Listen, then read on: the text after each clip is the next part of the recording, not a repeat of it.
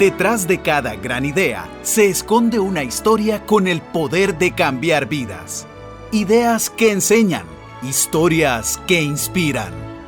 Esto es Relatos, Voces Extraordinarias, una producción de Radio Monumental.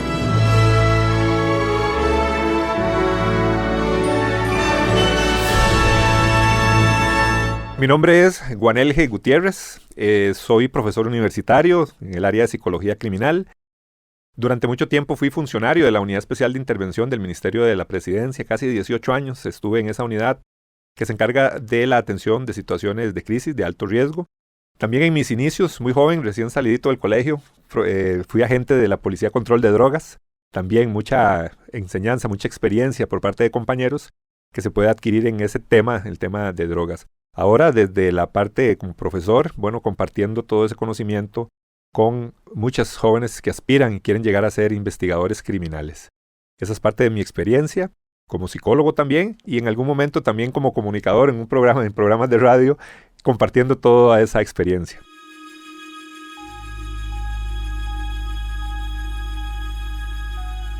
El tema de la seguridad en mi familia siempre ha estado latente. Mi señor padre fue oficial de la Policía de Tránsito casi por 45, 43 años. Estuvo en la Policía de Tránsito, que yo respeto y admiro mucho toda la institución, a los funcionarios, porque gracias a ese trabajo, mi padre tuvo la oportunidad de mantener a nuestra familia y todo lo que nosotros llegamos a hacer en los estudios fue gracias a esa institución.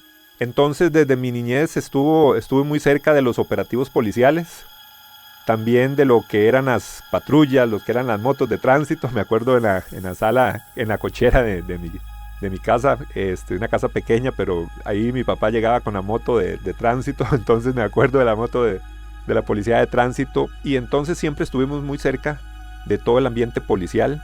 Otro recuerdo fantástico que tengo, que ahora no se puede hacer, lógicamente, era que a veces, en ocasiones, habían operativos de alcohol en las noches. Estamos hablando de hace bastante tiempo. Y una que otra vez me permitían acompañar a todos los oficiales de tránsito a los operativos de alcohol aquí en la avenida Segunda, en San Pedro. Entonces ya tenía a pesar de que estaba muy joven, ¿verdad? Muy niño, ya tenía ese contacto con la policía. Luego, lógicamente, quise entrar directamente a trabajar en los cuerpos de policía. Fue algo que lo tenía en las venas, ¿verdad? Y fue en la Policía Control de Drogas. Mi hermano también, en estos momentos él fue funcionario del Ministerio de Seguridad Pública, pero ahora está en el ICD. Entonces siempre hemos estado cerca del tema policial y muy agradecido con las instituciones del Estado, con los cuerpos policiales, porque gracias a ellos estamos hasta donde hemos podido llegar. Al inicio yo vi la opción en la Policía de Tránsito, lógicamente recién salidito del colegio, ¿verdad? Yo vi la opción en la Policía de Tránsito. Sin embargo, lo primero que tuve por un amigo también, que era policía en ese momento, muy joven, él entró a la policía con 18 años, yo tenía como 19, me dice, ¿por qué no entras a seguridad pública? Y yo te puedo conseguir una entrevista con el director de la Policía Control de Drogas. Es lindísimo, es interesante. Bueno, a mí me llamó mucho la atención definitivamente. En ese momento estaba recién salido del colegio y fui y llené los documentos, ¿verdad? En el Ministerio de Seguridad Pública. Llegué a mi casa y le conté a mis padres, ya metí los papeles en el Ministerio de Seguridad Pública y mi papá me dice, pero no era que usted quería entrar al tránsito. Le digo, no, pero voy a probar en otro, ya sé lo que es el tránsito, ahora voy a probar en otro lugar. Me llamaron rápidamente después del reclutamiento y fui a una entrevista con don Alan Solano, que en ese momento era el director de la Policía Control de Drogas. Hace poco se retiró don Alan. Y me acuerdo que mucha gente le tenía miedo a esa entrevista, porque decían, esa entrevista la gente no dura más de 5 minutos. Él lo analiza, como decimos vulgarmente, ojo clínico, ¿verdad? Lo ve a usted y dice si usted sirve o no sirve. Entonces había algún temor, ¿verdad? A la hora de ir a la entrevista. Cuando yo llegué a la entrevista, don Alan habló más que yo, ¿verdad? Se me quedó viendo de arriba para abajo y me dijo que en el momento de que yo me comportara como un policía más, no iba a durar mucho ahí en el trabajo, porque teníamos que trabajar de encubierto. Mira, si usted tiene que aprender a trabajar encubierto, está en la edad perfecta para que trabaje como oficial encubierto. Así que vamos a trabajarlo diferente. ¿Y usted cree que pueda? Y le digo yo, sí señor, yo me acomodo, estoy muy joven y me puedo acomodar a lo que allá tengamos que entrenar aquí. Me hace perfecto. Y me dijo una cosa, y dice, temas de corrupción aquí yo no los tolero. Yo mismo le pongo las esposas al que se mete en un acto de corrupción. y le dije, don Alan, yo estoy aquí por vocación, va a ver que no le voy a fallar y nunca, ni de eso ni por la mente me va a pasar nunca en la vida. Y me dice, bueno muchacho, salga. Y ya salí, ¿verdad? Y al ratito me llamaron y me dieron ya mi placa de policía y mi pistola. Y otra capacitación extra. Yo ya había pasado por la academia, ¿verdad? Estuve un tiempo en la academia y después la entrevista. Y fue una experiencia interesantísima en el tema de control de drogas, ¿verdad? De estar en bares. Era muy joven, entonces ahí nadie sospecha, ¿verdad? De mucha gente joven en un bar, en un ambiente nocturno, y poca gente sospecha de que tal vez uno pueda ser un agente encubierto, ¿verdad? Pero fue un trabajo muy, muy interesante y también va uno conociendo las limitaciones que se tienen, ¿verdad? Hay mucha gente con vocación en estos trabajos, pero lamentablemente también tenemos limitaciones de todo tipo. Pero sí, esa fue mi experiencia en la Policía de Control de Drogas. La primera experiencia que yo tuve, bueno, nunca la voy a poder olvidar, tenía yo pocos días de estar en la PCD, pero pocos, te estoy hablando que una semana. Y me dijeron, tenés que ir a hacer una compra encubierto, muy cerca ahí del Ministerio de Seguridad Pública. Y le digo, ¿pero cómo hago? Y me dicen, no, mañana hablamos. Me dijeron eso. Al día siguiente yo llegué, pero ya en la noche yo iba pensando, bueno, tengo que ir a hacer una compra encubierto, ¿verdad? ¿Cómo será el asunto? Porque yo no tenía ni idea cómo era la situación. Cuando llego al día siguiente, me dicen, vaya, cámbiese. Habían unos lockers, como un vestidor, y había unos lockers y me voy yo al vestidor. Y en esos momentos a mí me gustaba mucho ir al gimnasio y toda la cuestión. Y encuentro una camiseta, un jean, me pongo el jean, la camiseta, ¿verdad? Y cuando salgo, estaban los jefes, ¿verdad? Se me quedan viendo, pero la camisetilla me quedaba como talladilla, entonces me veía así como más macuquillo, ¿verdad? Y recuerdo que dicen, se quedan viendo los dos y dice, este no sirve de piedrero. O sea, fue lo que entre ellos dijeron, ¿verdad? Dice, vaya, cámbiese de ropa. Tuve que buscarme una camisa más grande y para ir a comprar cocaína.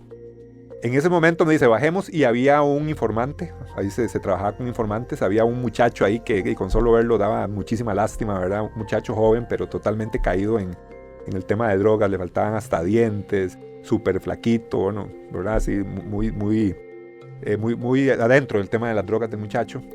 Yo fui con él, nos dejaron allá lejos del barrio a unas tantas cuadras de ahí, nos fuimos caminando, ¿verdad? Entramos sin placa y sin nada, ¿verdad? Y vestido y hable como si fuera un adicto. Tocamos una puerta de un sujeto, salió un muchacho ahí moreno, alto, y de una vez nos vio y nos habló de mala forma, ¿verdad? ¿Qué diablos estábamos haciendo ahí? Aparte de otros improperios, ¿verdad? ¿Qué están haciendo aquí? Toda la cosa. Y el otro muchacho, ¿verdad? El que sí era adicto, empezó, no, es que mire, traemos un poquito de plata, denos algo, ¿verdad? Y toda ahí la cuestión, y yo no sabía ni qué decir ni qué hacer, ¿verdad? Yo más bien bajaba la mirada y decía, no me puedo ver nervioso, entonces inflaba un poquito el pecho y a veces y estaba en esa jugadera, ¿verdad? En un momento yo andaba dinero que me habían dado en la oficina, y lo que acaté fue, ve, aquí tenemos esto, denos lo que alcance. Se lo dije así, un poquito empoderado, y el sujeto entró y cerró la puerta. Digo yo, aquí pueden pasar dos cosas, o sale y me da la cocaína, ¿verdad? O se dejó la plata. Era mi primer trabajo, y él entró y salió y me dio unas puntas de cocaína, un par de puntas de cocaína, y yo quería salir corriendo de ahí, ¿verdad? Porque era el primer trabajo, pero ahí salimos caminando, y después de ahí se hicieron varias compras, se empezó a redactar el informe, ya yo iba solo a hacer las compras de cocaína ahí, ¿verdad? Como encubierto, ya entraba solo a ese barrio, el barrio de ahí era peligroso, pero había que hacerlo. Y después de varias compras ya se realizó todo el informe y llegó el momento de hacer la captura y el allanamiento, ¿verdad?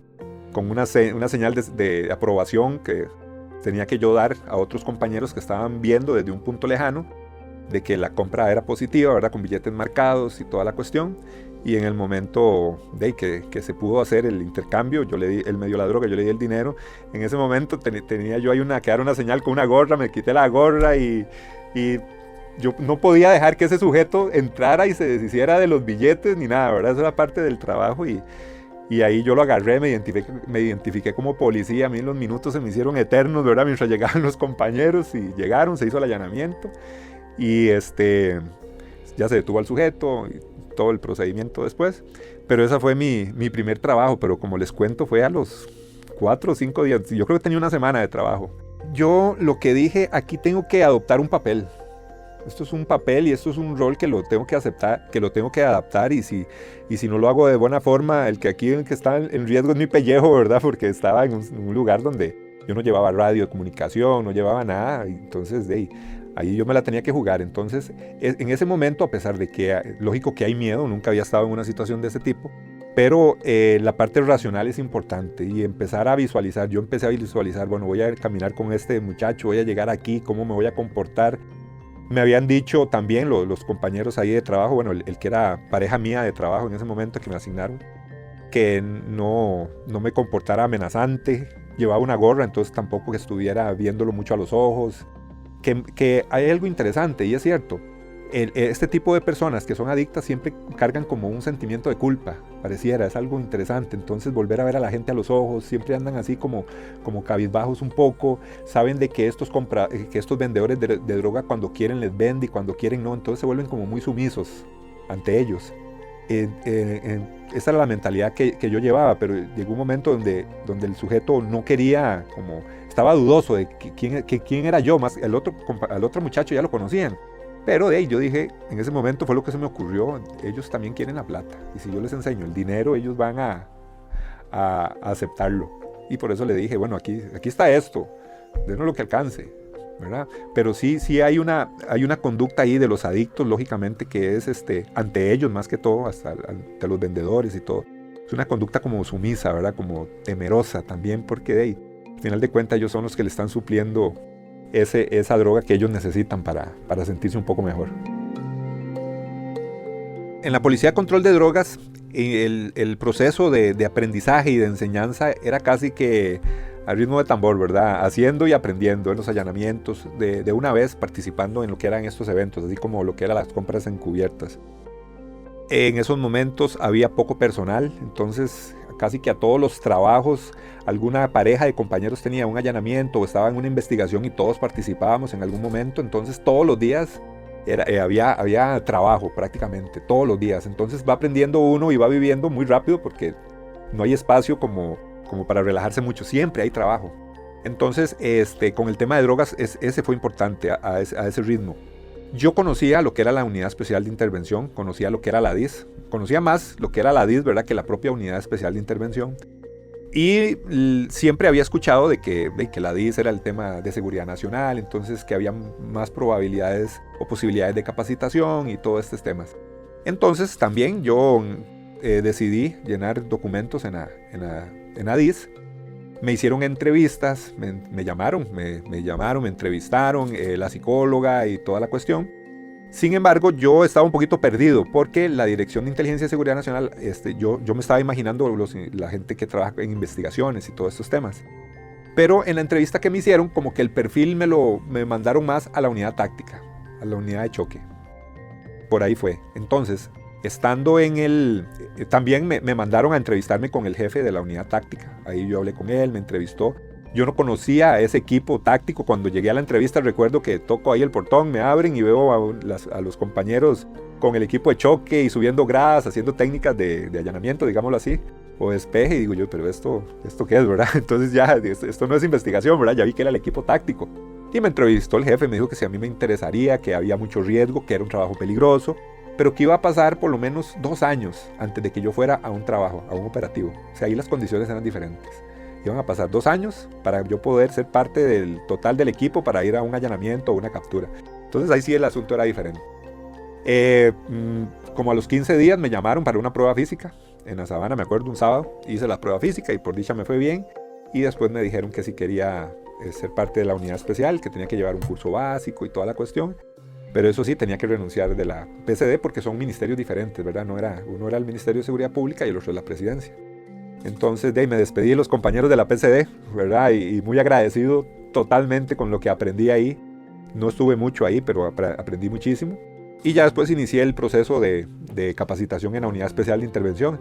Y como lo dijo el jefe en ese momento, el jefe de la Unidad Especial, casi que a los 2 años fue el primer allanamiento donde yo pude participar. Cuando uno pasa a la Unidad Especial de Intervención hay un curso básico que dura 10 semanas, entonces el curso era bastante intenso. Convivir con los compañeros, casi no te dejaban ir a la casa, mucha actividad física.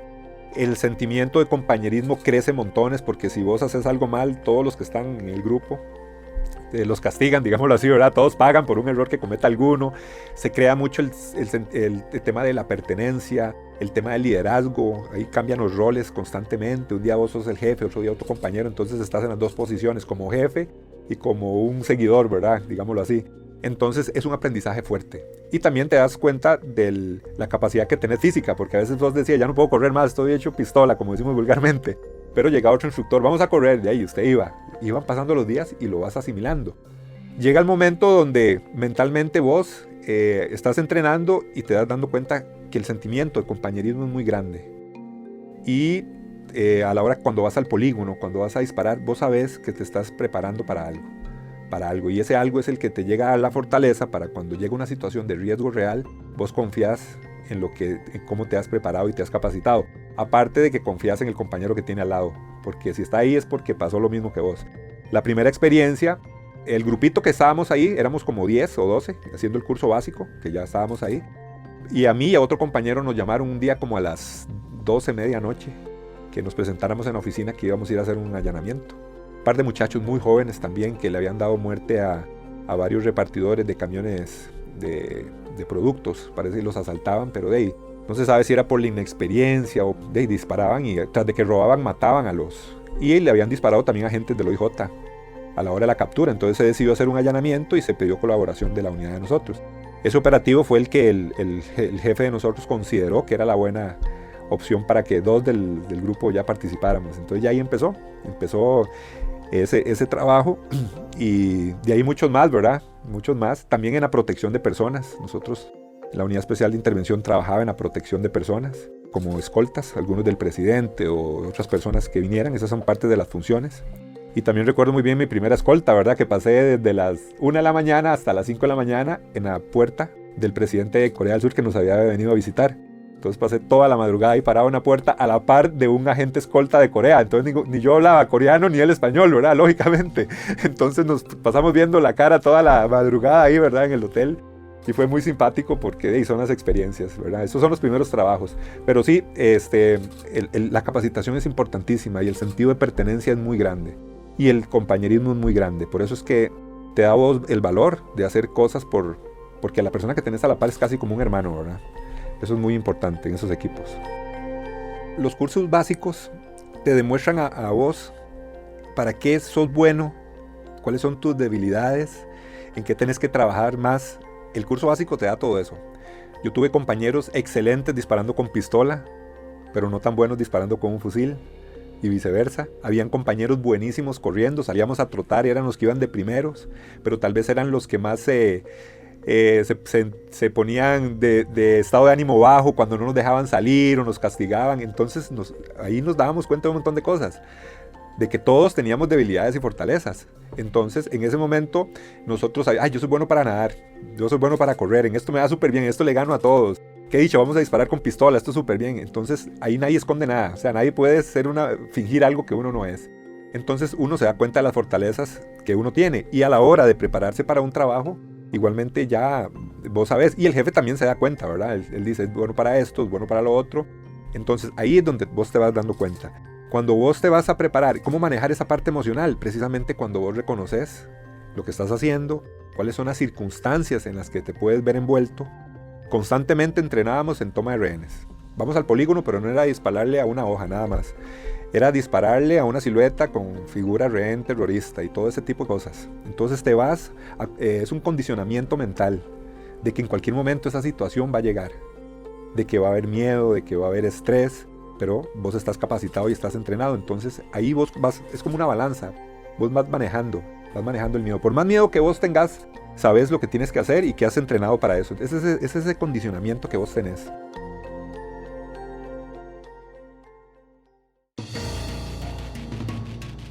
Se dieron varias situaciones. Estuvo, por ejemplo, el secuestro de Aguilar Moxi, la muerte de Aguilar Moxi, que era un sujeto que secuestró a un muchacho de Cartago, los papás eran dueños de carnicerías, y entonces lo tuvieron secuestrado allá en Moravia. Y en el momento que la unidad especial ingresa, yo en esos momentos no estaba convocado al trabajo, estaba en una escolta.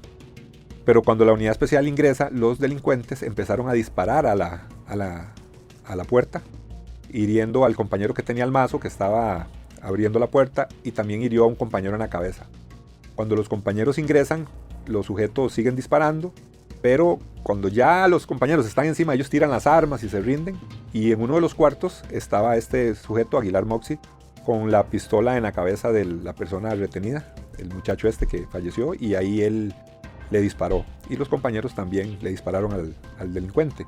Entonces yo creo que ese momento fue un momento muy, muy impactante para mí, a pesar de que no estuve directamente en el operativo, pero ya me di cuenta, abrí uno los ojos y se da uno cuenta de la peligrosidad del trabajo.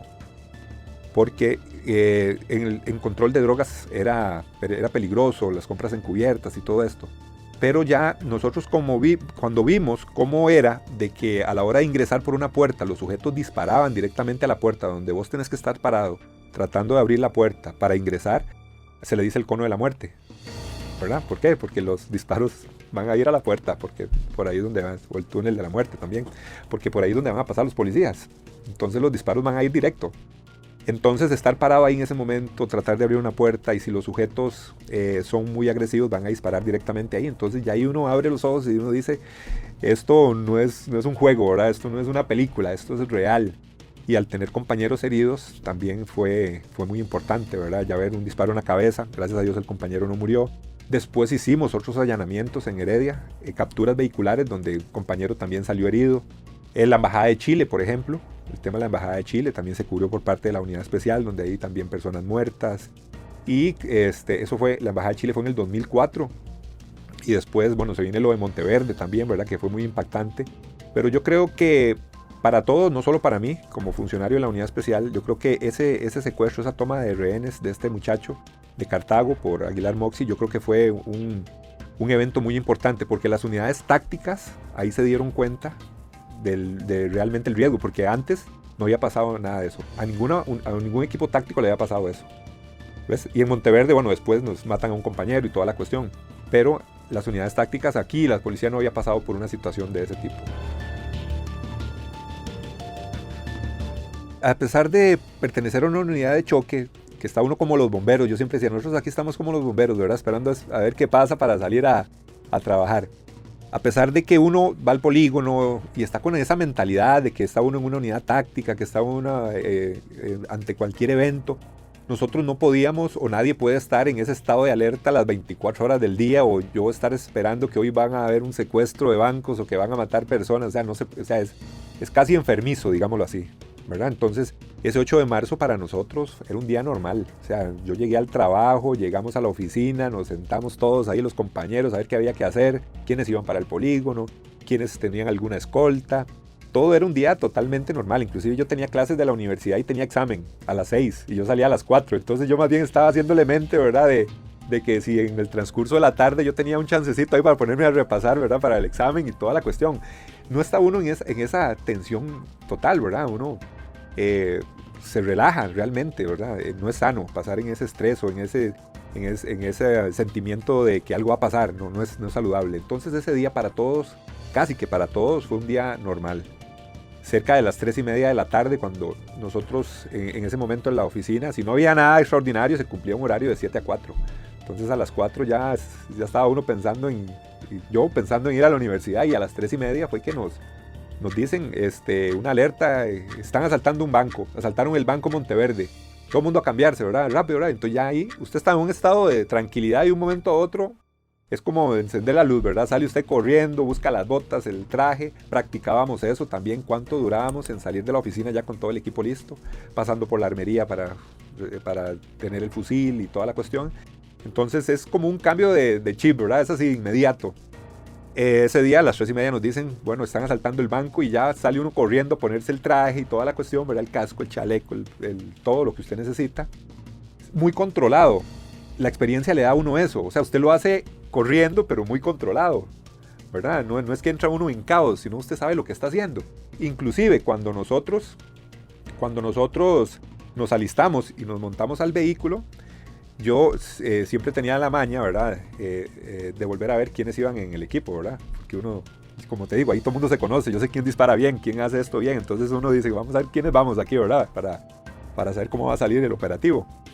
Entonces, hasta nos montamos al vehículo y nos dijeron, hay un asalto en el Banco Monteverde. Ok, nos vamos para Monteverde. Inclusive, salimos ahí en vehículo, por tierra, el equipo donde estuve yo, otros salieron por aire.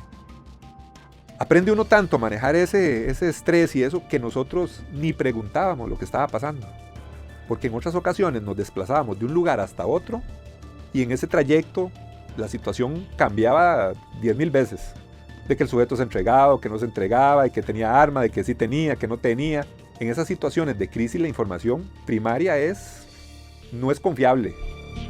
Cuando íbamos en el camino, hablando de las presas, ¿verdad? Porque había unas presas y entonces eran los compañeros sacándole la mano a los vehículos. Íbamos en una Toyotona como la de la Cruz Roja, parecida. Pero mucha gente cuando ve que son carros de policía y todo, y más a esas presas, la gente no quiere dar campo. Eran como las 3:30, 4 de la tarde. Entonces la gente saliendo por aquí, pasando por aquí, por la Boruca y todo esto, ¿verdad? Por la Ruta 1 y todo, saliendo de Pavas, la oficina está en Pavas, o sea, era un presón. Entonces estábamos más preocupados en no chocar, ¿verdad? Para ir moviéndonos que otra cosa. Nos preocupaba otra cosa. Yo nunca había ido a Monteverde. Y yo les preguntaba a ellos, ¿quién ha ido a Monteverde? No, nadie, pero ahí dele, ahí sabemos que es después de por Miramar y no sé qué, ahí vamos, ¿verdad? Y inclusive el jefe de nosotros nos dice, el que iba a cargo del grupo, apaguen los radios para ahorrar batería, no sabemos si esto va a durar mucho o poco. Entonces apagamos el radio, como te digo, porque en ese tipo de circunstancias nos ha pasado muchas cosas. Hemos llegado y la persona se entregó, no era lo que se decía. Ahí uno aprende a cómo bajarle las revoluciones. Pasó algo diferente, ruta Monteverde. Algo interesante fue, al jefe sí le decían como que parecía que había gente afuera herida y todo esto, pero todavía no teníamos nosotros compañeros que estuvieran ahí viendo. Hasta que nosotros no tuviéramos un compañero ahí, no podíamos afirmar nada. Por lo mismo que te digo, mucha gente habla y dice y al final de cuentas las cosas no son así, en una crisis. Nos fuimos por el Monte del Aguacate, uno de los compañeros, lamentablemente el compañero que falleció, Máquina, me dice que va mareado, ¿verdad? Que tiene ganas de vomitar, seguro por la posición en el carro, el casco, el chaleco y todo esto, ¿verdad? Me dice, busque algo para tomarme una pastilla. Yo me desvío en una farmacia que se llama Farmacia San Rafael, ahí en Atenas, todavía recuerdo el nombre, porque el rótulo era grandísimo. Yo me salgo un poquito de la carretera y me bajo con todo el equipo de choque, con el arma, había una muchacha ahí, y la muchacha, bueno, se asustó toda cuando me vio ahí con el arma y todo. Y le digo yo, muchacha, no tiene unas Gravol, ¿verdad? Para los mareos. Cuando la muchacha se va a traer las pastillas, vuelvo a ver yo un televisor que tenía ella en una esquina. Y ahí ya estaban enviando imágenes del Banco Monteverde. No sé cuál canal de televisión estaba ya con una imagen del frente. Y en esa imagen ya se veían las dos personas caídas, que fueron los dos delincuentes, hermanos Derling. Y se veía el banco lleno de agujeros, ¿verdad? La puerta principal de vidrio llena de huecos y las paredes también llenas de agujeros. Entonces cuando ya yo lo vi, ya vi la realidad, digámoslo así, sin estar ahí. Cuando yo veo la situación, yo inmediatamente pensé, por esa puerta vamos a entrar nosotros. Yo lo intuí, porque al ver la cantidad de munición o impactos de bala en el banco, ver el agujero, ver dos personas fallecidas ahí, yo no sentí como que ahí se fuera a dar una resolución negociada, o sea, como que eso se iba a solucionar rápido, no. O sea, tal vez por la experiencia de otras situaciones, eso era totalmente diferente, Tanto así que cuando la muchacha me da a mí las pastillas, yo me voy para el vehículo y le dije a los compañeros. Le hago yo, ya vi la imagen del banco, hay dos sujetos muertos afuera. Creo que es una AK-47, no la podía ver bien porque estaba por televisión. Y les dije, y ese banco está lleno de huecos, o sea, le dispararon bastante. Y hay dos tipos muertos ahí afuera. Y me dicen los compañeros, vámonos, rápido, póngale más bien, no sé qué. O sea, tal vez si ellos lo hubieran visto, me hubieran dado más pelota. Ellos seguimos adelante. Pero ya yo iba manejando, ya me enfoqué en la situación. Y digo yo, no, esto no se va a solucionar rápido. Y le pregunté al compañero, al jefe, le hago yo, él tenía su sigla, le pregunté por la sigla, le digo, ¿qué dice el jefe? No, ellos ya casi llegan porque iban por helicóptero. Ellos llegaron como 1 hora, fue el vuelo de ellos. Nosotros llegamos casi a las 7 de la noche. Pero ya yo tenía la imagen de lo que había pasado en Monteverde.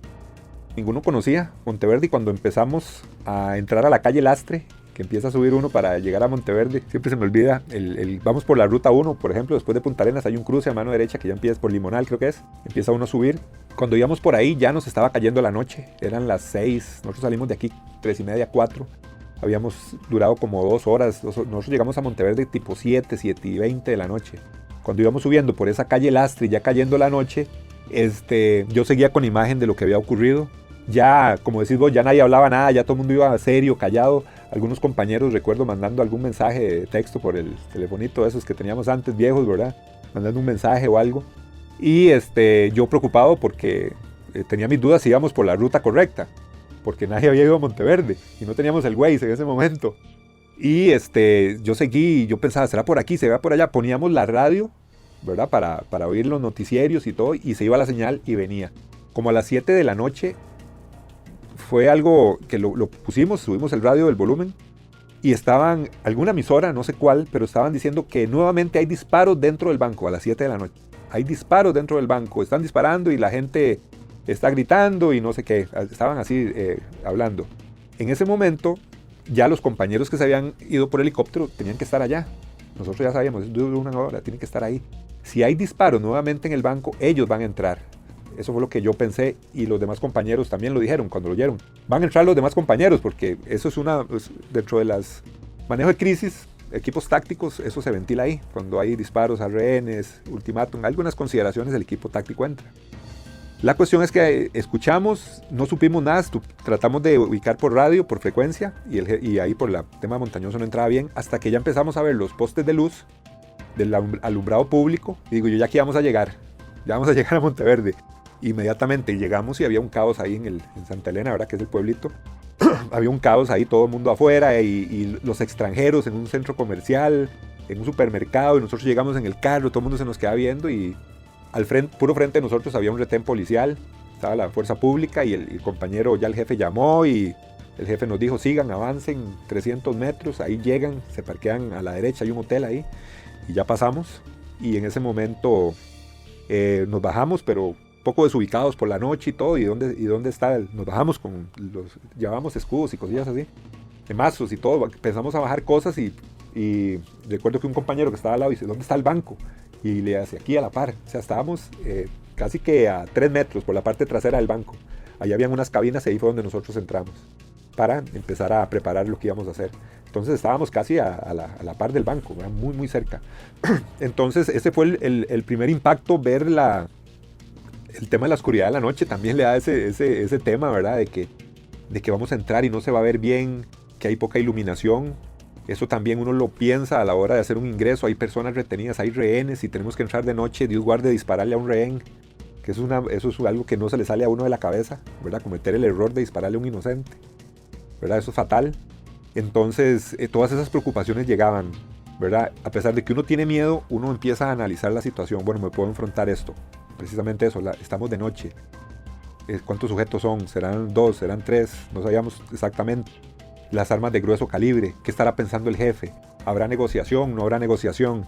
¿Habrá otra salida? No, parece que no. Entonces todo eso, aparte del miedo que vos estás manejando ahí, que sabes que en cualquier momento podrías entrar, está esa parte analítica ya como profesional en el campo, de cómo se van a hacer las cosas. Estás escuchando Relatos. Hoy con Juanel G. Gutiérrez, experto en psicología criminal. Nosotros llegamos como a las 7:30, esperamos al jefe, llegó y nos hizo un dibujo a mano alzada. La parte trasera del banco iba a entrar un equipo, nosotros íbamos a entrar por la parte del frente. Nos fuimos y nos desplazamos al lugar donde nos tocaba, el otro equipo se quedó ahí. En ese momento sí tiene uno ganas de hablar con la familia o decirle estoy aquí, pero se enfoca uno mucho en cómo se va a solucionar el asunto. O sea, tal vez yo no era el jefe, tal vez yo no era el encargado de estar hablando con el puesto mando, con el ministro, con los ministros, porque eso hacía el jefe de nosotros, estarles pasando información y decirle qué íbamos a hacer. A pesar de que uno no está de jefe y tiene instrucciones específicas de qué es lo que va a hacer dentro del banco, uno está como planificando también qué es lo que se puede hacer, cómo se puede resolver esto. Esa es la parte ya muy, muy profesional, digámoslo así, porque es la resolución del conflicto, ¿verdad? Entonces la parte emocional está ahí, lógicamente, pero nosotros pensamos, bueno, ¿qué va a pasar? Ok, si entramos de noche, ¿quién entra de primero? ¿Quién entra de segundo? Entonces está analizando todos estos temas. Ya sabíamos cómo era la división, la distribución dentro del banco. no muy certera, pero más o menos teníamos el croquis. Entonces usted también está diciendo, bueno, me va a tocar aquí. Si el compañero entra a la esquina, si entra a la derecha, yo me voy para la izquierda. Hay sectores de fuego dentro del mismo lugar para que no exista fuego cruzado. Entonces todos esos pequeños elementos lo ponen a usted a racionalizar y a pensar qué es lo que tiene que hacer cuando ingrese. Tengo que fijarme en las manos de la gente. Te puede estar muerto de miedo, pero lo primero que tengo que hacer es decir alto policía y fijarme en las manos de las personas. Porque si no me fijo en las manos de las personas, le puedo disparar a un inocente. Y tengo que estar seguro de que el blanco que tengo y no herir a nadie. Entonces todos esos pequeños detalles son los que a ustedes lo consumen. O sea, su mente está consumida en eso. A pesar de que sí existe miedo, ojalá nada me pase y todo, pero inmediatamente vienen esos pensamientos. Esto es lo que hay que hacer, esto es lo que vamos a hacer. Usted va de tercero, usted va de cuarto, cada uno tiene una posición en el lugar para inundar el espacio. Entonces sí, no es que se entra a lo loco, ¿verdad? Entremos y vámonos. No, cada uno tiene una posición, cada uno tiene un trabajo y hay que cumplirlo para que esto salga bien. Eso como que le mata a uno un poquito esa ansiedad y ese miedo. Nosotros entramos hasta el día siguiente a la 1 de la tarde. Desde las 7:30 de la noche, bueno, 8 más o menos, que ya nos ubicamos a un costado del banco, hasta la 1 de la tarde del día siguiente. Y con el casco, con el chaleco, usted siente cansancio porque pasan las horas y no había noticia. En la madrugada, unas personas salieron, empezaron a gritar. Es que si yo salgo, usted me mata por la espalda, me va a disparar por la espalda. En ese momento usted, si está cansado, inmediatamente su cuerpo vuelve en estado de alerta y usted dice, ya vamos a entrar. Las personas salieron, no pasó nada, dijeron que eran 2 sujetos, que había una granada, entonces nos puso más en alerta todavía. Hasta el día siguiente, ya a la 1 de la tarde, fue que nos dijeron, vamos, ya no hay marcha atrás, no hay negociación, vamos a entrar. El ingreso se hizo, un primer equipo entró por la puerta trasera del banco. Nosotros teníamos órdenes de esperar un momento las indicaciones de los compañeros que iban ingresando al banco. Ellos entraron y iban reportando lo que estaban viendo. Entraron por la cocina, entraron por la oficina de suministros, ahí sacaron a varias gente, llegaron al lobby, reportaron las personas heridas y muertas que estaban ahí. Nosotros estábamos a escasos 5 metros de la entrada. En cualquier momento nos iban a decir que también entráramos. Cuando ellos llegaron al área detrás de las cajas, ahí fue donde se dio el enfrentamiento. Ellos vieron a Erling. Erling estaba al teléfono, pero con una de las manos tenía todavía a uno de los rehenes. Tenía 4 ahí, 2 mujeres y 2 hombres. Y Erling, supuestamente el compañero que era primero nos relató que las personas que lo vieron a él de primero no fue Erling, fueron unos rehenes. Y ellos se impactaron y alertaron a Erling que estaba un poquillo concentrado en el teléfono. Entonces él vio algo del movimiento e inmediatamente empezó a disparar. A ese compañero le pegó en el dedo. De milagro no lo mató, porque le pegó en el dedo con el que dispara. O sea, que tenía su arma alineando, o sea, estaba con las miras del arma en su cara. Y el disparo le pegó en el dedo, ¿verdad? Donde tiene el disparador. O sea, de milagro no le pegó directamente en la cara. Sí le jodió el dedo, ¿verdad? Digámoslo así, se lo quebró y todo, pero es diferente a un dedo a la cara, lógico. A otro compañero le pegó en el chaleco y al compañero máquina, como él disparaba en ráfaga, porque lo que hacía era disparar en ráfaga, impactó bajo la ingle. En ese momento, con el primer disparo, nosotros ingresamos por la puerta del frente. Y Erling, con la AK-47, empezó desde las cajas a disparar a la puerta, directamente, con AK-47, pero así a disparar en ráfaga, sin apuntar mucho, nada más dedo en el disparador, ¿verdad? Y que se fueran los 30 tiros, y tenía varios cargadores. Y cuando nosotros nos agachamos para pasar por esa puerta, viendo cómo se terminaba de reventar los vidrios, de ahí en ese momento uno sabe lo que tiene que hacer, pero también se encomienda a Dios, ¿verdad? La mano de Dios. Cuando empiezan los disparos, yo iba de tercero en la fila. Pasa el primer compañero y los pedazos de la puerta de vidrio se volaban ahí, los disparos. Pasó el primero, pasó el segundo y cuando me tocó a mí, ¿verdad? Agacharme para pasar por el hueco, de ahí fue encomendarme a Dios, a la mano de Dios y que sea lo que Dios quiera. Solo eso se me vino a la mente en esos instantes.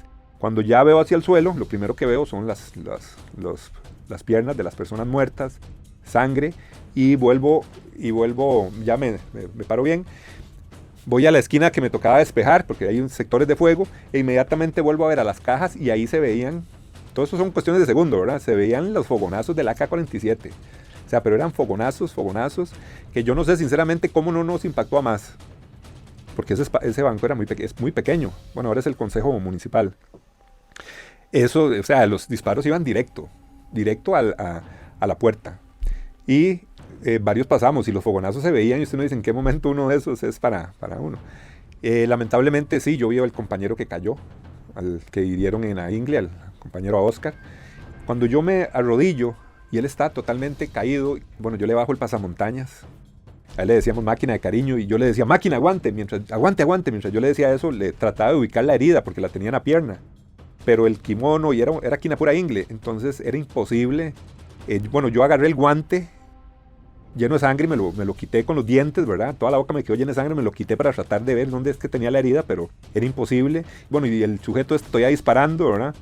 Y entonces yo lo que pensé fue en la familia de él, en los 3 hijos y en la esposa. Y yo pensé, bueno, aquí Máquina se está despidiendo de ellos o quién sabe qué está pensando. Eso fue lo que a mí se me vino a la mente en ese momento, la familia de él. Y si él estaba sintiendo algo, inmediatamente otro compañero le dije, apellido Cortés, vamos, saquémoslo. Entonces lo agarramos del chaleco, uno de cada lado, y nos lo llevamos arrastrado, ¿verdad? Porque él era alto y un poquito gruesito y con el chaleco y totalmente desvanecido, era casi que imposible, ¿verdad? Echárselo al hombro. Entonces, lamentablemente lo sacamos prácticamente arrastrado, ¿verdad? Cada uno de un lado del chaleco lo llevamos ahí jalado, ¿verdad? Hasta la cocina, que fue por donde él ingresó. El compañero que es afuera por la ventana, le pasamos a Máquina, se lo llevó y él dice que cuando lo puso en la camilla de la Cruz Roja, ahí ya escuchó el último suspiro de él, ¿verdad? Entonces, como que se desvaneció totalmente y ya no respiró más.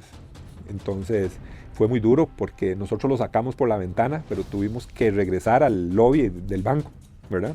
Tuvimos que regresar ahí y los demás compañeros, a mí y al otro, que lo habíamos sacado, se nos quedaban viendo como diciendo, ¿qué pasó? ¿Cómo va? Y la situación no había terminado, ahí estaba en lo más y mejor eso todavía. Con él disparando, atrincherado, con personas retenidas. Hicimos varios intentos de entrar a donde él estaba. Empezamos a hablarle, suelte las armas y esto y que el otro, a darle indicaciones. Él no accedía, respondía de forma brusca o agresiva. No, ustedes me van a matar, gritaba así, violento. Hicimos intento de volver a entrar a ese espacio reducido, sabiendo de que estaba con rehenes, ¿verdad? O sea, era un riesgo total. Ahí el problema no era el problema. Bueno, sí es un problema realmente. Ahí la situación eran los rehenes. Es que si un sujeto como él hubiera estado solo ahí, hubiéramos podido usar escudos, hubiéramos podido usar gas lacrimógeno, hubiéramos podido hacer un montón de cosas para sacar a una persona, inclusive 2. El tema ahí eran los rehenes, o sea, no hacerle daño a un inocente. Ese es el problema. Por eso no podíamos usar escudos, había que enfrentarlo de frente a frente, digámoslo así. No se podía usar el gas lacrimógeno. Las flashbang, que son estas granadas sonoras y destello. ¿Por qué? Porque no sabe uno cómo va a reaccionar la gente que está ahí. Entonces todo eso era una complicación muy grande que a la hora de hacer un análisis técnico o policial, digámoslo así, sí, un análisis técnico o táctico, uno dice, bueno, son un montón de variables dificilísimas que para cualquier unidad táctica en el mundo, o sea, es que no es porque somos en Costa Rica y no estábamos bien preparados, mentira. Eso es una situación que para cualquier unidad táctica en el mundo hubiera sido difícil. Lo difícil es rescatar a toda la gente con vida. Cuando nosotros entramos al banco, el único que murió lamentablemente fue un compañero. El resto, todos salieron bien. Todos, o sea, no murió nadie más. Y fue una operación de alto riesgo para nosotros o para cualquier unidad táctica. Tanto así que después tuvimos una charla con un jefe de SWAT de Los Ángeles que vino a Costa Rica y a conversar con nosotros.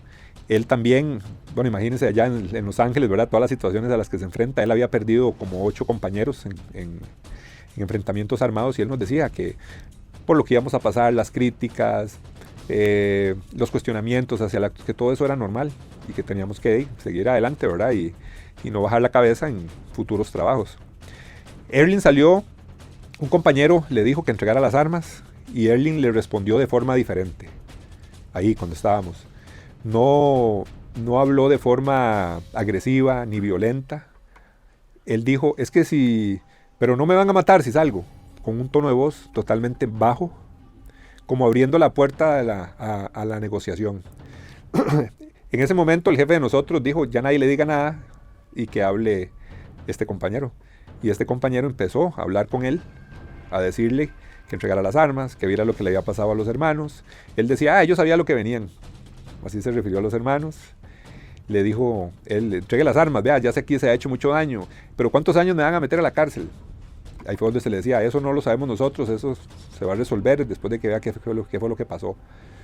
¿Okay? Y decía, ¿ustedes creen que pueda ir a mi casa a ver a mi mamá y en 10 días vengo? Decía esas cosas. Se escuchaba como un teclado de computadora y el compañero le preguntaba, ¿qué está haciendo? ¿Está manipulando el arma?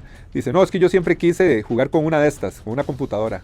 Esos momentos no es que una persona se puede relajar, ¿no? Este sujeto ya está cediendo, ¿no? Más bien uno dice, está tan fuera de sí, tal vez ese estado de conciencia, está tan alterado que en cualquier momento vuelve a disparar. O sea, no se puede confiar en lo que puede estar diciendo una persona de este tipo. Pidió agua, le dice, bueno, tráigame agua, yo voy a entregar las armas, pero venga aquí donde estoy yo, adentro de la bóveda, casi que en la bóveda, así a la vuelta, ¿verdad? Donde estaban las cajas.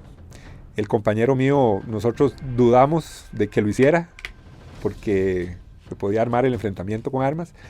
Él volvió a decir, venga, yo no voy a hacer nada, yo quiero salir de aquí. Entonces ese fue el momento donde el compañero dice, bueno, y ahora sí vamos a sacarlo. Y él fue, giró y le dijo a Erling, entreguen las armas. Y él le empezó a decir, lo escuchamos, sí, yo las voy a entregar, pero déjeme comerme esta pólvora. Le había quitado el plomo a los casquillos, ¿verdad? A los proyectiles, a las balas, y se comía la pólvora, porque es que esto a mí me da poder, esto me da energía, decía él. Y así, bueno, yo entregar las armas, pero yo las desarmo. Y él mismo ahí desarmó las armas, o sea, no las entregó así, ¿verdad? Las desarmó.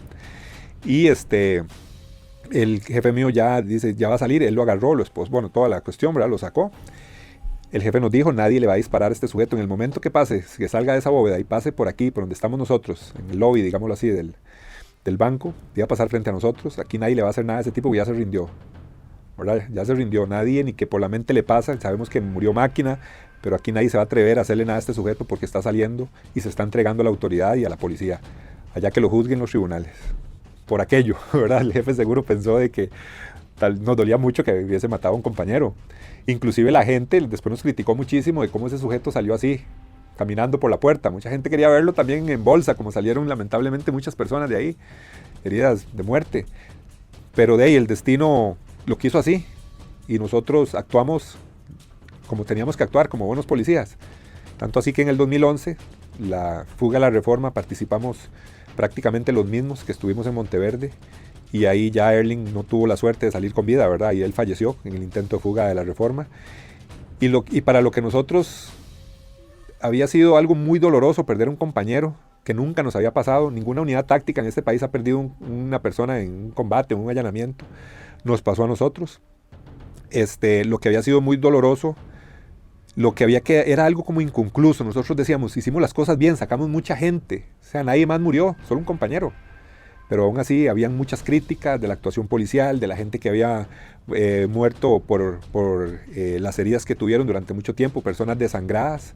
Entonces sí, podemos hablar de errores en el manejo de crisis, como una totalidad de toda la atención de una crisis, porque eso es una crisis donde interviene mucha gente, negociadores, unidades tácticas, mucha gente.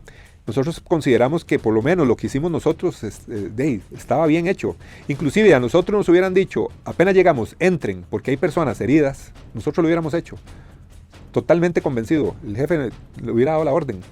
Pero se quería negociar y se trató de negociar, a pesar de que gente herida falleció, que se pudo haber salvado, me imagino, porque los informes médicos dijeron que muchos murieron por las heridas, ¿verdad? Desangrados, se pudieron haber salvado tal vez. Entonces, nosotros consideramos en ese momento que nuestra actuación había estado bien. Y después de entrenar tanto, prepararse, capacitarse y todo, y decir uno, ya estamos listos y para esto trabajamos. Y ver las críticas de profesionales o expertos en televisión o en programas de radio. Era difícil, porque nosotros decíamos, ¿cómo una persona en este país está hablando de cómo se manejó la crisis de toma de rehenes si en nuestro país nunca se había dado una cosa así? Es más, lo más cercano que se había dado fue lo de la toma de la corte, por ejemplo. La toma de la corte y la embajada de Nicaragua. Y el mismo equipo de ahí, de la UI, de la unidad especial que estábamos ahí, el jefe, fueron los que hicieron la captura de los hermanos Fallas cuando fue lo de la corte. Y nosotros veíamos personas, expertos, hablando de cómo se tenía que manejar una situación de esas. Y es difícil, hay que aceptarlo, lógicamente, ¿verdad? Siempre hay personas que pueden dar su opinión, pero para nosotros era difícil porque nosotros decíamos, ¿quién en este país ha estado en una situación de estas? De 28 horas de secuestro, con tantas personas retenidas, casi 30, después quedaron 17, tantas personas heridas, un oficial muerto. Aquí nunca se había visto eso. Es más, no se ha visto. Y esa es la gran interrogante. Para nosotros fue un golpe fue un golpe emocional. El cuestionamiento a lo que nosotros habíamos hecho. Nosotros, a pesar de que estábamos seguros de que habíamos hecho las cosas bien, nosotros como equipo táctico, que logramos rescatar a las personas con vida, sentíamos como que la gente no veía que hubiéramos hecho las cosas bien. Inclusive fuimos a dar a la Asamblea Legislativa, a una comisión investigadora. Tuvimos que ir a declarar. Había gente que nos preguntaba, ¿pero por qué no hicieron esto, lo otro? O sea, cuestionándonos duramente, y está bien, y hay que aceptarlo, pero nunca nos había pasado. Entonces era difícil. Y después de estar ahí, vulgarmente como decimos, arriesgando el pellejo, sabiendo de que un compañero murió, de que su familia quedó sin él, de que nosotros fuimos hasta allá, hasta Monteverde, a rescatar personas inocentes. Sabemos que era nuestro trabajo, pero es un trabajo difícil. Arriesgándonos el pellejo también para sacar las cosas. Entonces nosotros sentíamos de que podíamos haber quedado debiendo. Como que la gente no reconoció que nosotros pudimos haber hecho las cosas bien como equipo táctico. Otra gente... Entonces nosotros decíamos, se pudo haber hecho algo diferente. Se pudo haber entrado antes. Tal vez Máquina no hubiera fallecido. Puras suposiciones. Cuando pasó lo de Monteverde en la Asamblea Legislativa, se dieron muchos cuestionamientos de las armas que usábamos, de los escudos, del equipo, un montón de cosas. Sí se dieron algunos cambios, nos dieron armas de diferente calibre. Antes usábamos unas HKMP5 que son alemanas, ahora usábamos una Aero 15, nos cambiaron los chalecos, un montón de cosas. Inclusive vinieron el equipo antiterrorista de Francia, el RED, a capacitarnos. Y nos dio una capacitación, el último día de capacitación recuerdo, era un montón de sujetos bajo ellos, con un rehén, con un arma en la cabeza, bajo una sábana caminando. Nos fuimos a una cancha de fútbol que hay en Base 2, en sección aérea, y ahí practicábamos. Y ellos nos decían, ¿cómo resuelven ustedes esto? Y nosotros lo que veíamos era como un fantasma, ¿verdad? Una sábana ahí caminando, ¿verdad? Y debajo de la sábana un delincuente con una pistola en la cabeza de un civil. Ese era el ejercicio. Bueno, nosotros hicimos de todo. Les agarrábamos las piernas, nos íbamos por detrás, le quitábamos la sábana y el que estaba de frente actuaba. Bueno, de todas formas, hacíamos el ejercicio, pero siempre al delincuente le daba tiempo de disparar. O sea, de matar a la persona que él tenía ahí. Cuando nosotros nos llaman el 11, eso fue, creo que fue en julio, un día 11, cuando nos llaman a nosotros y nos dicen, hay una fuga en la Reforma, igual, la misma situación de siempre, nos vamos en el carro para la Reforma, llegamos, ese día desde que llegamos ya los portones estaban abiertos, ¿verdad? Entren y ahí están los tipos y nos señalaban, véanlos dónde vienen y están bajo una sábana. Agentes del OIJ también se nos vinieron al carro y el compañero mío me vuelve a ver y me dice, cerremos las ventanas, ¿verdad? Cerramos las ventanas porque como les dije, ahí hay que bajar las revoluciones, hay que poner el freno a mano. Si usted se contagia de esa adrenalina, las cosas no van a salir bien. Entonces, freno de mano, quedititos. Nos parqueamos en un lugar desde donde se veía una malla. Esa malla va a dar a una calle frente al comedor de empleados. Detrás de ese comedor hay otra malla, que esa malla ya sí es para el costado oeste de la Reforma, o sea, ya ahí es afuera, digámoslo así. Los sujetos estaban en una malla y lo que se veía era una sábana blanca y un montón de piernas debajo de la sábana. A la distancia, estábamos como a 50 metros. Eso era lo que veíamos. Y cuando yo vi y el otro compañero vimos la bendita sábana, nos acordamos del ejercicio que habíamos hecho con el RED, que nunca nos salía bien, o sea, que era dificilísimo determinar bajo una sábana quién es quién. La cuestión es que en ese comedor, el compañero que en algún momento había negociado con Erling, él era francotirador, capacitado en francotirador, él se subió le dieron la orden que se subiera al techo de ese comedor. Y desde ahí él podía ver y empezó a informarnos. Son tantas personas, ahí habían como 19 personas. Hay pantalones verdes, que es el uniforme que usan los de la policía penitenciaria. Hay una mujer, por la enagua, hay una mujer. Y hay personas que vienen en pantaloneta y como tenis. Entonces ya uno va analizando, aquí estos pueden ser los secuestradores, ¿verdad? Los privados de libertad y estos, la mujer, ¿verdad? La muchacha y administrativa. Entonces ya empezamos ahí a analizar la situación. El jefe le pregunta, bueno, ya van a salir y hace, no hombre, van a durar mucho porque están cortando con una cegueta la malla. O sea, con una cegueta estaban cortando haciendo un boquete en una malla. O sea, se les iba a llevar tamaño rato. Y sí, se les llevó como una hora estar en eso, ¿verdad? Como desde las 3:30 hasta las 5 estuvieron ahí. con una ceguetilla, ¿verdad? Para todos salirse por ese boquete. Aquí viene una parte psicológica muy importante. En el momento nos empiezan a decir por radio, no hay negociación, no hay nada, no nos hemos podido comunicar con ellos. Pero hay algo interesante que me recuerdo en este preciso momento. Cuando nosotros llegamos ahí, pasamos por ese portón de la Reforma, era un ambiente, una atmósfera, una sensación que ya la habíamos visto en otros lados. Y aunque suene feo decirlo así, ¿verdad? Y ojalá no se malinterprete, yo le dije al compañero de lado, le hago yo, perdón la palabra, mae, aquí huele a muerto, ¿eh? Y me dice, ¿verdad que sí? O sea, se siente. En otras oportunidades que nosotros estuvimos en situaciones, tal vez algo místico, o no sé qué podrá decir uno, pero sí se siente que va a haber, que hay algo raro ahí. Y cuando nosotros vimos eso, se sentía de que ahí iba a haber gente muerta, que iba a haber un enfrentamiento armado. Entonces, por más de que nos decían, vamos a tratar de comunicarnos con ellos, igual que en Monteverde ya sabíamos que íbamos a toparnos a esos sujetos. No sabíamos que era Erling. Llegó un momento donde nos dicen, los sujetos abren el boquete y salen por la malla. Donde nosotros estábamos ubicados estaba cerca la armería. Ellos empezaron a caminar hacia abajo. Las 19 personas con la sábana y todo eso. Ahí nos dieron la orden. Nos dicen, de ahí nadie sale, ustedes resuelven. Cuando nos dijeron eso, yo me recuerdo que yo lo que hice fue quitarme el radio.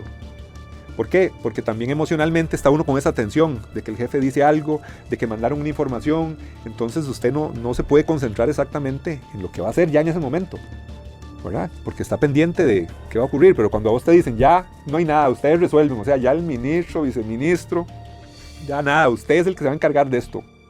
En ese momento, ya para despejarse un poco esa saturación de información, yo me quité el audífono. O sea, ya no había marcha atrás, éramos nosotros. El grupo que estudiábamos así lo íbamos a resolver. Nos bajamos del vehículo, con escudos al frente, empezamos a caminar y llegamos a estar frente a ellos a 3 metros, le pongo yo mucho. Casi que 1,5 metros. Y ellos nos decían, hijo de tal, vamos a matar a esta gente.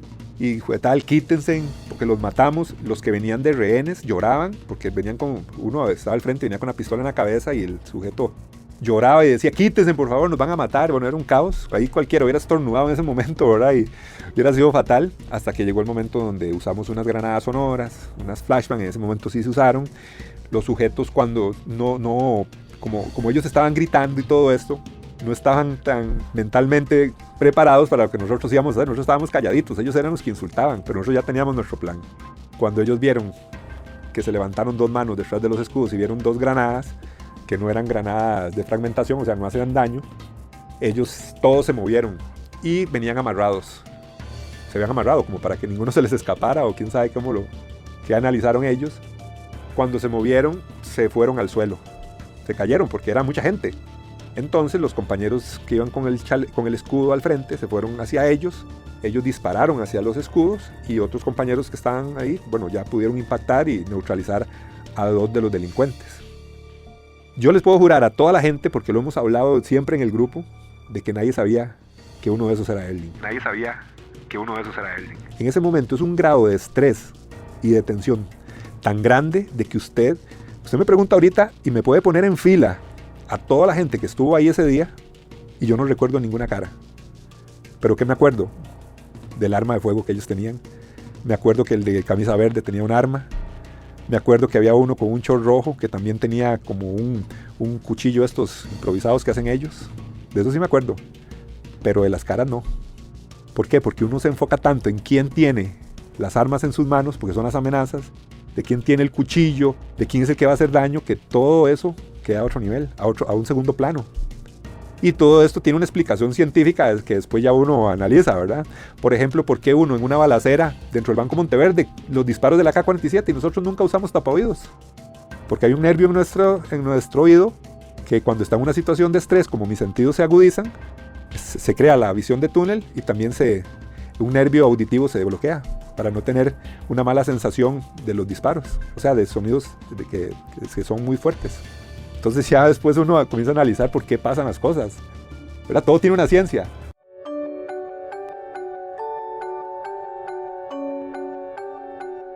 El tema del aprendizaje, bueno, ver personas muertas, por ejemplo, en el Banco Monteverde, personas que llegaron a hacer un trámite bancario. inclusive ver al compañero de nosotros que ese día falleció, se da uno cuenta que la vida es muy frágil, que en cualquier momento no dejamos de estar en este mundo, ¿verdad? Por diferentes circunstancias. Yo, después de haber visto esas situaciones, de ver gente que estuvo en el lugar menos indicado, en el momento menos indicado, se cuestiona uno, ¿serán cosas del destino? ¿Será que ya todo está plasmado y que ya tenemos día y fecha y hora, ¿verdad? Que algo nos puede pasar. Entonces eran cuestionamientos que uno, por estar en ese ambiente donde que siempre va a una misión y está el riesgo de que puede salir usted herido o muerto, siempre está eso latente ahí. Entonces uno lo cuestiona mucho y se lo pregunta mucho, ¿verdad? ¿Qué irá a pasar? Yo creo que aprende uno a valorar más la vida, a valorar esos momentos familiares también, de que voy para la playa, que estoy con mi hija, con mi esposa y que puedo estar tranquilo. Con el tema del compañerismo, yo les aseguro que ninguna persona o algún policía le dicen entre a un banco ahí donde están disparando al túnel de la muerte o al cono de la muerte. Usted solo no lo hace.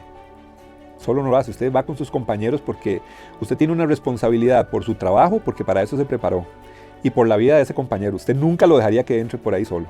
Entonces es una enseñanza de compañerismo, grandísima. Usted se da cuenta ahí que realmente ¿qué es el compañerismo? El sentido de pertenencia también.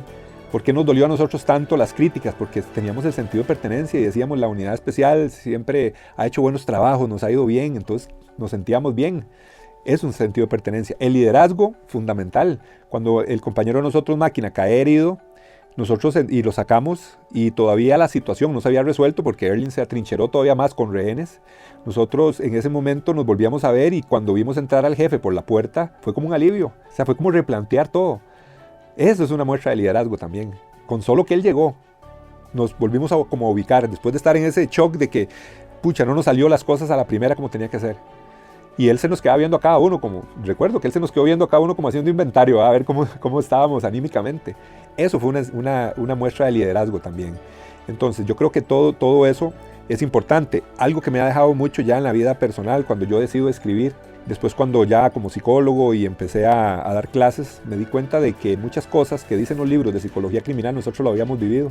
Pero yo, como me gusta escribir, digo yo, esto lo voy a relatar tipo novela. Todos los libros están como una novela, ¿verdad? No es una narrativa como periodística ni nada por el estilo, es novela, pero basada totalmente en hechos reales, ¿verdad?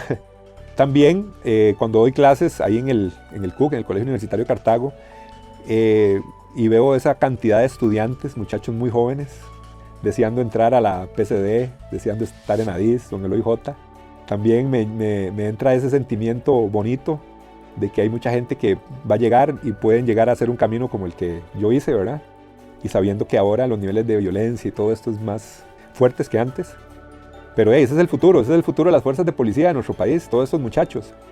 Y también en temas de seguridad le queda a uno la espinita y siempre opina sobre el manejo de crisis, qué cosas se pueden hacer mejor, cómo puede mejorar la policía en nuestro país, la capacitación, más ahora que, como te digo, hay muchísima gente joven que quiere ser policía. Ahora no es como antes, ¿verdad? Que uno no encontraba trabajo, bueno, me hago policía, muchos decían. Ahora realmente hay jóvenes y muchachas con la vocación por ser policías.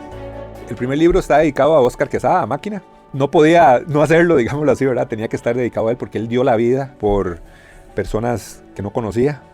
Él representa realmente lo que es la vocación policial. Él fue hasta allá, entregó su vida tratando de hacer lo que teníamos que hacer, nuestra obligación, y él lo ejecutó. Falleció lamentablemente, pero en esas unidades tácticas, desde que uno entra le dicen esto es riesgoso y siempre hay posibilidades, ya uno sabe a lo que puede ocurrir. Parte del agradecimiento, la dedicatoria es a Óscar, el agradecimiento es a la jefatura de la Unidad Especial de Intervención, que para mí logró inculcar a todos sus oficiales el sentimiento de pertenencia y de trabajo en equipo. El libro A Mano Armada, Masacre en Monteverde, es el libro que relata los eventos que ocurrieron en marzo del 2005 allá en Monteverde, una novela policial totalmente basada en hechos reales. Y mi segunda novela se llama Misión Cumplida, la historia de un agente de unidades especiales y oficial antinarcóticos que relata su vida a través de mucho tiempo hasta que se pensiona, ¿verdad? Y va al último día de trabajo a hablar con un psicólogo y le relata muchas historias. Ambos libros están en la Librería Internacional, ahí los pueden conseguir, o pueden escribirme por medio de mi Facebook, Juanel G. Gutiérrez, y también al 7014-5003, que es el número personal. Ideas que enseñan, historias que inspiran. Esto fue Relatos, Voces Extraordinarias. Sábados, 2 de la tarde. Una producción de Radio